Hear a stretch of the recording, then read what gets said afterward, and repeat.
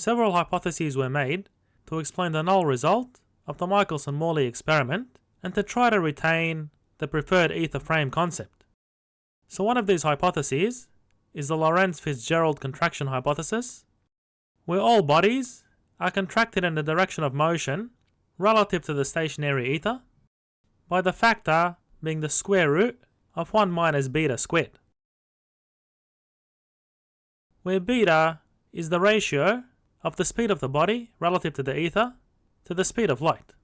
So if the Earth is travelling through the ether at a velocity v, then we can take the ether as stationary and the body travelling through the ether at a velocity v in the opposite direction. So if we take the length of a body at rest as L1r, then multiplying it by this factor gives the length of the body that's in motion with respect to the ether. So in the Michelson-Morley experiment, we have this expression for the length that the light has to travel between the beam splitter and this mirror, and from the beam splitter to this mirror we have L2 being equal to the rest length. So in our hypothesis, it's assumed that the lengths that are perpendicular to the motion of the ether are not affected by the motion. So if we make our substitution for the difference in the transit times between light beam 1 and light beam 2, which gives a fringe pattern on the screen of the detector, as we've derived earlier when we looked at the Michelson-Morley experiment, we have delta t is equal to 2 on the speed of light, and if we factor out the reciprocal of the square root of 1 minus beta squared, we have L2 perpendicular to the ether is equal to the rest length minus L1 on the square root of 1 minus beta squared, which is equal to the rest length. And remember, when we rotated the experiment 90 degrees, L1 becomes perpendicular to the motion of the body through the ether, and L2 becomes parallel. So therefore in this case, L2 would be contracted by some amount, and L1 won't be contracted. So note that in our derivation for the transit time, where the experiment was rotated by 90 degrees, these factors get flipped, and therefore if you make these substitutions, delta t prime is equal to delta t. So that means that we don't expect any fringe shift when the interferometer is rotated. So meaning that delta t prime minus delta t is equal to 0. So in other words, recall that the fringe shift was equal to delta t prime minus delta t on the period of the light wave from the light source. So therefore, we don't expect any fringe shift in this case.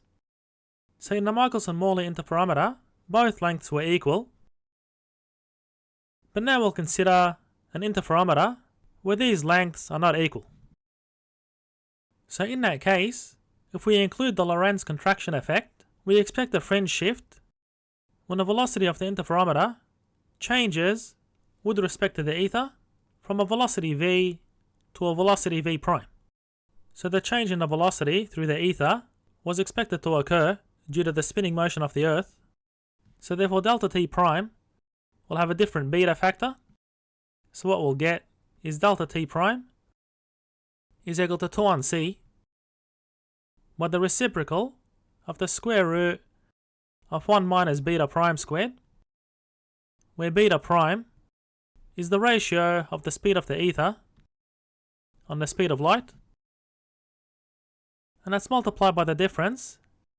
in the rest lengths of the arms. So therefore, delta t prime minus delta t gives 2 on c by the difference in the rest lengths where the light beams travel, and it's multiplied by the reciprocal of the square root of 1 minus beta prime squared minus a reciprocal of the square root of 1 minus beta squared. So if we do a binomial expansion of these terms, we get 1 plus 1 half by b prime squared, or v prime squared on the speed of light squared, and minus 1 minus a half by the speed of the interferometer through the ether squared on the speed of light squared. So the 1's cancel, and knowing the period t is the reciprocal of the frequency or the wavelength of light on the speed of light, then we get c on lambda, and we can calculate the shift in the fringe pattern. So what we get is delta n being approximately equal to 2 on c by the difference in the rest lengths, and let's multiply by 1/2 by v prime squared on c squared minus v squared on c squared, and multiply this by c on lambda. So that's approximately the difference in the rest lengths on the wavelength of light by the expression in the parenthesis.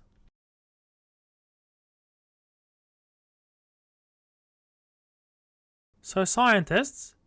used an interferometer with unequal arms, and their experiment showed that even though the difference between v prime squared and v squared was expected to change due to the spin of the Earth, a shift in the fringe pattern was not observed, which contradicted the Lorentz FitzGerald Contraction Hypothesis.